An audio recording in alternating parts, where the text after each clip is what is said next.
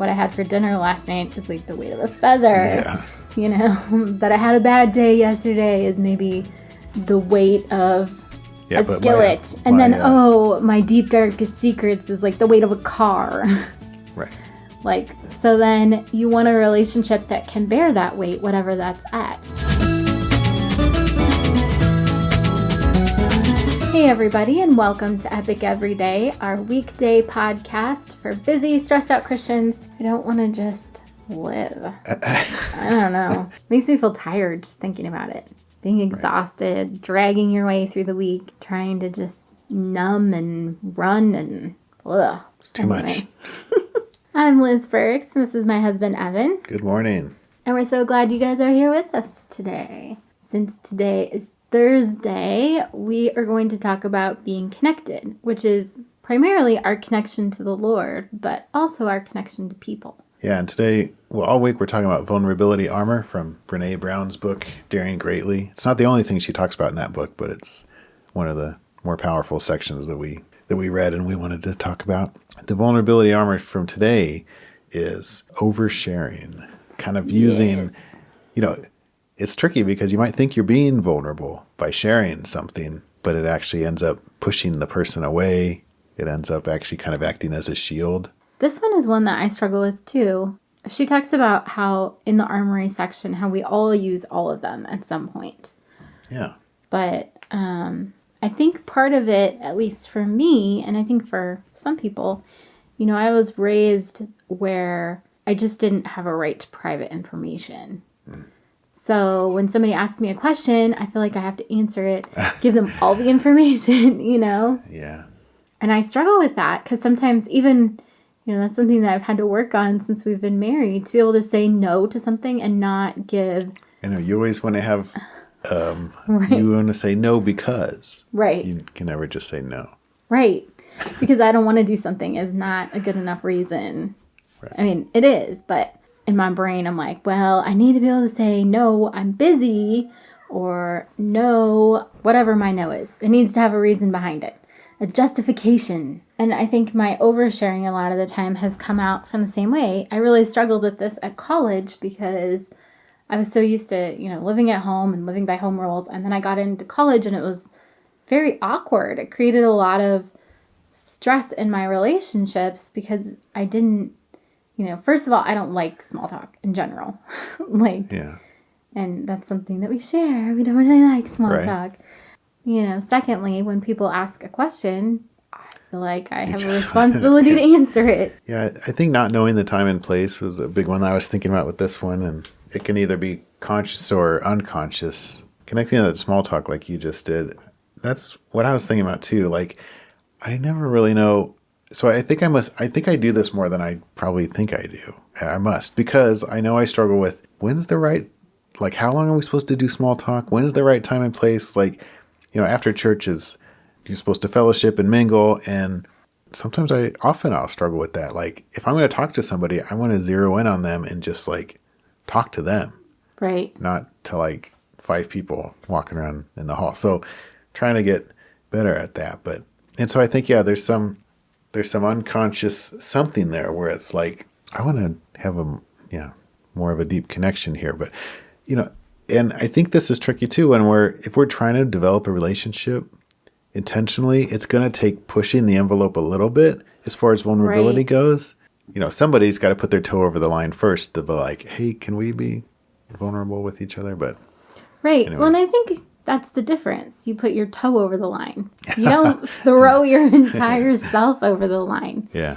You just be like, well, and that was something too that I had to work on learning was what does constitute a toe over the line? What's personal information and what's not personal information? Because I felt like I didn't really know, Yeah. I like to, Brene Brown talks about how part of oversharing is, it's telling too much, but it's telling too much for a purpose. It's to test the relationship, to hot wire a connection, as she calls it, like trying to create that depth without having the time and the testing to go into it. Yeah. It's like a flash in the pan relationship. goes super deep, super fast, and then evaporates. Right. But you're saying it's because there's some motive here. There's some goal we're trying to accomplish that's not quite. We're trying to meet some kind of need. Yeah. You know? And we want that connection, which is why we're jumping into overshare mode. And we're not content to just let the relationship and the kind of develop in a more natural way. We want to like speed up the process. Yeah, I think I definitely struggle with that. Like I get frustrated with how long it's taking, or I think that I don't know. I'm still kind of struggling with it, I guess, because I think those are noble things to want, but at the same time, we've got to hold it with an open hand, and it takes two people to have a relationship. It takes two people to share in that vulnerability. Well, and I think a big part of it is going off of how the other person is handling it. Mm-hmm. If the other person starts shutting down or seeming like they're uncomfortable, then it's probably too much, too fast. Yeah. But if they reach back, then, maybe it's time to go ahead and move forward a little bit. I think that's one of the reasons why this is so hard, because you can tell the same piece of information to 10 different people and get 10 different responses. Because for some people, it's like, it's very personal to them. They totally get it. Some people, they just don't even care, Yeah, I think whether we are doing it consciously or unconsciously is important too. I think some people are oversharing and they don't even realize it, and they're making people uncomfortable, and it's making it hard to keep that friendship going because the person's wanting to back off, and they could be totally the person oversharing could be totally oblivious to what's happening. It just seems like people are abandoning them or betraying them or leaving them, and it's like right. Yeah, she talked about how this creates a negative feedback, just like all the other ones, where it's like there's something wrong with me, vulnerability doesn't work, and so then they're even more desperate for a relationship, because we all need love and belonging. Mm-hmm. Those are needs, not wants. Yeah. But I think what's maybe at the base of it is this. So they're so desperate for a relationship, and they're like, well, how do you get a relationship? You got to be vulnerable with people. So I'm going to force my vulnerability, and it keeps driving people away, but it's because of that lack of desire to control and that kind of like, I'm going to make this happen, instead of just relaxing that a little bit. Right. Or I think the other version of oversharing, which she didn't really touch on, but one of my main characters totally does this in one of my stories, is the telling people before they can use it against you. So it's like, in my story, this main character is a thief. He steals the secret of fire breathing. And he just tells people, yep, I stole the secret of fire breathing.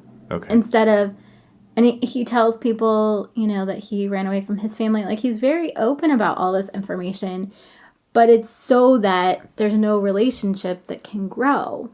It's so that, people do stay away, and it's so that nobody can it's kind of a way of keeping a secret by putting it out in the open. Yeah. And it cuts shame off at the past. Like, you can't shame me for this because I've already owned it in this kind of bizarre way. Yeah. I think we sometimes do that too. At least I know I do, where I just am very open about personal information because it's too hard to tell people and to have them react poorly or.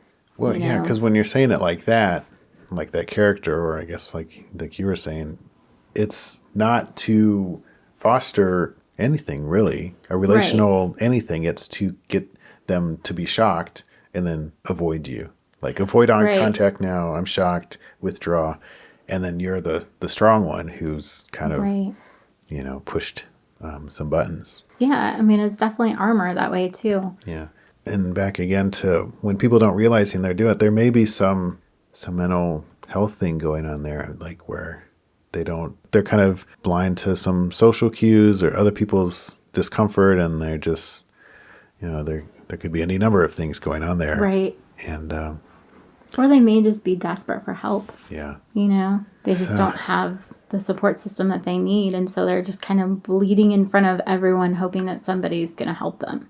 So Brene Brown talks about how the solution to that is to be intentional. Yeah. Shock. I feel like that's the solution to everything. But to share the things that you've already worked through, unless it's someone that you know, that can bear the weight of that has a relationship that has that depth. If each piece of information weighs something. So like what I had for dinner last night is like the weight of a feather. Yeah. You know, that I had a bad day yesterday is maybe the weight of a skillet. My deep darkest secrets is like the weight of a car. Right. Like, so then you want a relationship that can bear that weight, whatever that's at. Yeah, and there's something to, the time and place, like we talked about at the beginning. Right. When we don't know, is it small talk time now or is it more in-depth conversation time now? And dropping a bomb without the right kind of emotional connection and environment is so inappropriate that it's going to like hurt the relationship. Well, and I think another thing is how long is this information going to take to share? I was thinking about that when you were talking about Sunday mornings. I had a conversation last week that was really good, but it started out as small talk because we were just having a short period of time. And I was like, oh, how are you doing? How are you doing? You know, we just shared that stuff. Mm-hmm. And then we ended up sitting together. So then we had a bunch more time to talk. So then it like went into more depth. So then there's some signals there. Like, right. We have a little bit of exclusivity here because we're sitting next to each other versus just standing around when everybody's mingling. Right. Yeah, we're sitting next to each other. This person chose to sit next to me. We've already had several conversations. It's not our first conversation. Yeah. You know, so there's a little bit more room for that. The more specific you are, the heavier the information is. So, you know, for instance, say you're talking about trauma stuff. If you tell somebody like, oh, yeah, I have a traumatic background. I have PTSD. That's sort of heavy, but not too bad. But if you're like, oh, I have a traumatic background because, and maybe you say something like, because I was raped, you know, something awful. And then that has more weight. But if you say, oh, I was raped and here's what it was like, that has even more weight. Yeah, so or you kind of have to, a family member or, right. Right. And if you just lobbing stuff like that out there, it's going to be too much. Right. For people to really absorb in the wrong environment. So awareness, intentionality, you know, having a good handle on the relationship, how it currently stands. Right. And think about what you're trying to accomplish. You know, if you're sharing it because you have an unmet need and you need the other person to respond in a certain way, that's overshare by definition. Yeah. Because you're trying to manipulate them to do something conscious, unconscious. And that's where sharing with God is so important because we can't overshare with him. He already knows everything. And when we share things with him, we can work through stuff and actually then not need people to respond a certain way. So being able to say, okay, this is what I need. So owning our needs and then owning this is how I get them met. Mm-hmm.